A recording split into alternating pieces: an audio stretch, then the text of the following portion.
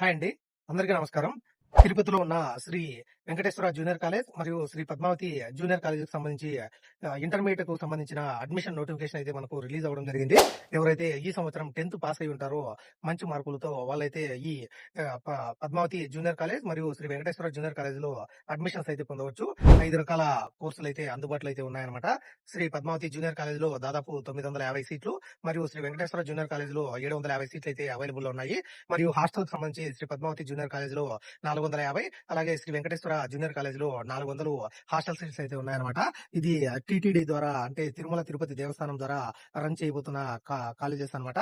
కాబట్టి ఎవరైతే 10థ్ రాసి మంచి మార్కులు అయితే పొంది ఉంటారో వాళ్ళైతే ఈ అడ్మిషన్స్‌కి అయితే అప్లై చేసుకోవాల్సిందిగా కోరుచున్నారు.